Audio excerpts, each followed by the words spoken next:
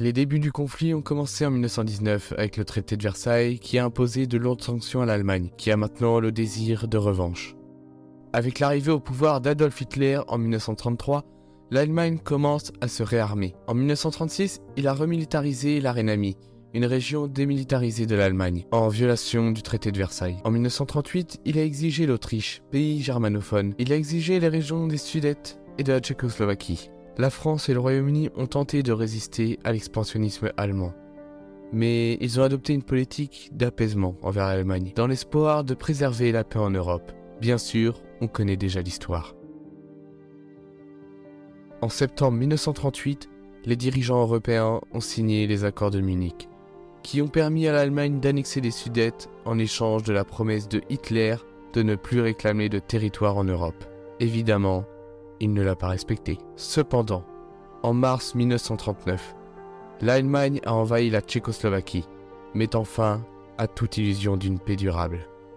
Le 23 août 1939, l'Allemagne et l'Union soviétique ont signé un pacte de non-agression, qui a permis à l'Allemagne de lancer une guerre éclair en Pologne. Le 1er septembre 1939, l'armée allemande passe la frontière polonaise.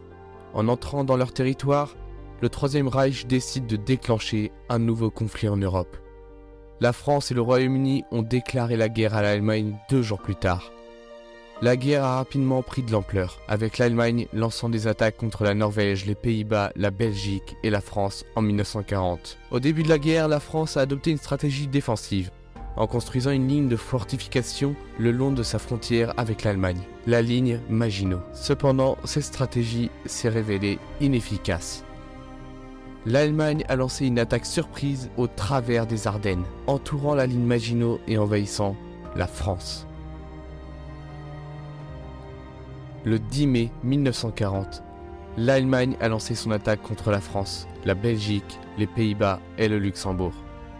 Les forces allemandes ont rapidement avancé au travers de la Belgique, forçant les forces françaises à se retirer. Le 14 juin 1940, les forces allemandes sont entrées dans Paris. Le gouvernement français a dû signer l'armistice le 22 juin 1940.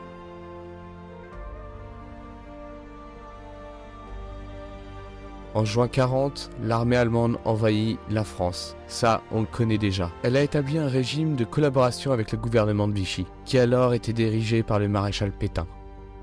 Pendant l'occupation, les Allemands ont instauré un régime de terreur, persécutant les Juifs, les Roms, les communistes et les résistants. Les civils français ont également subi des privations, la famine et la pauvreté dues aux restrictions imposées par l'occupant. Cependant, malgré la terreur allemande, la résistance française s'est organisée.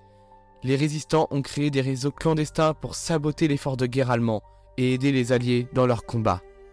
En 1944, les Alliés ont débarqué en Normandie et ont commencé leur avancée vers Paris. Le 25 août 1944, les forces alliées sont entrées dans la ville. Ils ont pu libérer Paris de l'occupation allemande. Après la libération, une purification de la France a été faite par le peuple, qui a puni les collaborateurs, ceux qui ont aidé les nazis. Les femmes qui avaient couché étaient tondues et les hommes qui avaient sympathisé étaient frappés ou même tués ou emprisonnés. En résumé, cette période en France a été marquée par la souffrance, la résistance, la libération et la reconstruction. Les Français ont été confrontés à des épreuves difficiles, mais ils ont su se battre pour leur liberté et leur pays. Aujourd'hui, cette période reste un moment important dans l'histoire française et mondiale, rappelant l'importance de la paix, de la liberté et de la justice.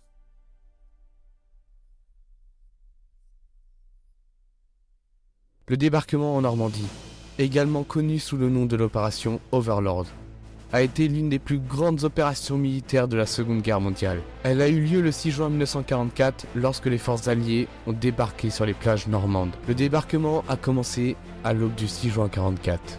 Les plages normandes étaient fortement défendues par les troupes allemandes, qui avaient construit des bunkers, des fortifications et des barrières anti-chars pour arrêter les envahisseurs. Malgré cette résistance féroce, les troupes alliées ont réussi à établir des têtes de pont sur les plages. Ils ont commencé leur avancée dans les terres. Les jours suivants, les forces alliées ont consolidé leur position et ont commencé à avancer vers l'intérieur des terres. Ils ont rencontré une forte résistance de la part des troupes allemandes, qui ont lancé des contre-attaques désespérées pour tenter de repousser les envahisseurs. Cependant, les troupes alliées ont maintenu leur élan et ont progressivement libéré la Normandie. Le débarquement a été une victoire décisive pour les forces alliées. Il leur a permis d'établir une tête de pont en Europe de l'Ouest et de lancer une offensive contre l'Allemagne nazie. Cette opération a été un moment clé, vous imaginez pas, un moment clé pour la Seconde Guerre mondiale. Elle a changé le cours de l'histoire. Les soldats qui ont combattu lors de cette bataille ont montré un courage extraordinaire. Ils ont joué un rôle crucial pour la libération de l'Europe. Je vous invite à regarder la vidéo que j'ai faite sur ce sujet. Elle est en haut à droite.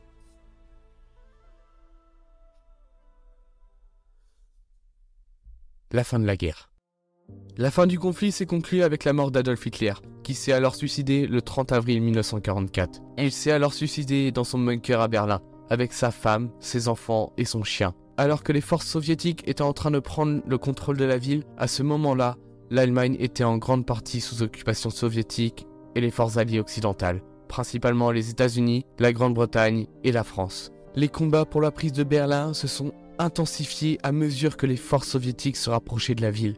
Le 2 mai 1945, la capitulation de Berlin a été signée par le général allemand Helmut Weitling, mettant fin au combat dans la ville. La réédition a été acceptée par le maréchal soviétique Georgy Zhukov. Cependant, bien que la réédition de Berlin était un moment décisif dans la fin de la guerre en Allemagne, les combats se sont poursuivis dans les autres parties du pays. Les forces allemandes ont continué de combattre les Alliés à l'ouest, jusqu'à la fin de la guerre en Europe le 8 mai 1945, lorsque la capitulation allemande a été signée à Rennes en France. La réédition de l'Allemagne a été acceptée par les représentants des trois grandes puissances alliées, les États-Unis, la Grande-Bretagne et l'Union soviétique, ainsi que par la France. La réédition a été signée par le général allemand Alfred Jod, au nom du gouvernement allemand. La fin du conflit en Allemagne a été un moment important dans l'histoire européenne et mondiale. Les pertes humaines ont été énormes, conséquentes, avec des millions de personnes tuées pendant la guerre. Les destructions matérielles ont été également considérables, avec de nombreuses villes allemandes et européennes en ruine. Après que l'Allemagne ait capitulé, nous avons pu découvrir l'horreur qui était cachée, les camps de concentration et d'extermination. Des millions de personnes sont malheureusement décédées. Leur seul crime était d'être juif. Imaginez-vous ça. Imaginez que vous mourrez parce que votre seul crime est d'être juif. Je ne vais pas développer plus. Allez voir ma vidéo en haut à droite que j'ai réalisée sur Auschwitz. Cependant, la fin de la guerre a également été le début d'une nouvelle ère en Europe.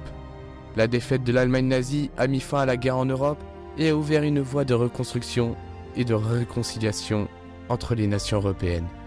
Cela a conduit à la création de l'Union européenne et a permis la construction d'une paix durable en Europe après des décennies de conflits. Finissons avec la guerre du Pacifique. Cette guerre avait commencé en décembre 1941 lorsque les forces japonaises avaient attaqué la base navale américaine de Pearl Harbor, poussant les États-Unis à entrer en guerre. Les forces japonaises avaient ensuite étendu leur influence en Asie, occupant de nombreux pays, y compris la Chine, les Philippines, la Malaisie et l'Indonésie. Au début de l'année 1945, les Alliés avaient commencé à libérer progressivement les territoires occupés par les forces japonaises. Des batailles décisives ont eu lieu sur les îles stratégiques telles que Iwo Jima et Okinawa. Les forces américaines ont subi de lourdes pertes, mais ont finalement vaincu les forces japonaises. En juillet 1945, les Alliés ont organisé la conférence de Potsdam en Allemagne pour discuter la fin de la guerre et des conditions de réédition du Japon. Les États-Unis, le Royaume-Uni et l'Union soviétique avaient convenu que le Japon devait se rendre sans condition. Mais les forces japonaises ont refusé. Ils ont refusé de capituler malgré les pressions exercées. Cependant, le 6 août 1945, les États-Unis ont largué une bombe atomique, nommée Little Boy, sur la ville japonaise de Hiroshima, tuant instantanément des dizaines de milliers de personnes. 3 jours plus tard, une deuxième bombe atomique a été larguée sur Nagasaki, faisant également des milliers de morts. Cette attaque a choqué le Japon et ont conduit l'empereur Hirohito à envisager la reddition. Le 15 août 1945, l'empereur a annoncé la reddition inconditionnelle du Japon aux Alliés dans une déclaration à la radio, mettant fin ainsi à la guerre du Pacifique. Cette annonce a été suivie par des signatures officielles le 2 septembre 1945 au bord du navire de guerre américain USS Missouri dans la baie de Tokyo. Cependant, la guerre a également laissé des cicatrices profondes et durables, notamment la destruction massive des villes et des vies humaines, ainsi que les traumatismes subis par les prisonniers de guerre et les victimes de violences sexuelles. En fin de compte, la fin de la guerre du Pacifique en 1945 a marqué un tournant décisif dans l'histoire mondiale, faisant des États-Unis la superpuissance dominante dans le monde et inaugurant une ère de relations internationales marquée par la guerre froide. Cependant, elle a également laissé un héritage complexe de souffrances et de conflits qui continuent de se faire sentir aujourd'hui. En conclusion, la Seconde Guerre mondiale a été l'un des conflits les plus destructeurs de l'histoire de l'humanité, faisant des millions de victimes et provoquant des changements majeurs dans le monde. Les causes de la guerre remontent aux tensions politiques et économiques de l'entre-deux-guerres, qui ont finalement conduit à l'invasion de la Pologne par l'Allemagne nazie. Le conflit a impliqué la plupart des grandes puissances mondiales, a vu l'émergence des États-Unis et de l'Union soviétique comme superpuissance et a entraîné la création de l'Organisation des Nations Unies. La guerre a également entraîné la fin de l'empire colonial en Europe et à la montée en puissance des États-Unis en tant que puissance mondiale. En fin de compte, la Seconde Guerre mondiale a laissé une empreinte indélébile sur l'histoire de l'humanité. Elle a continué d'influencer les événements mondiaux jusqu'à nos jours. J'espère que cet épisode vous aura plu.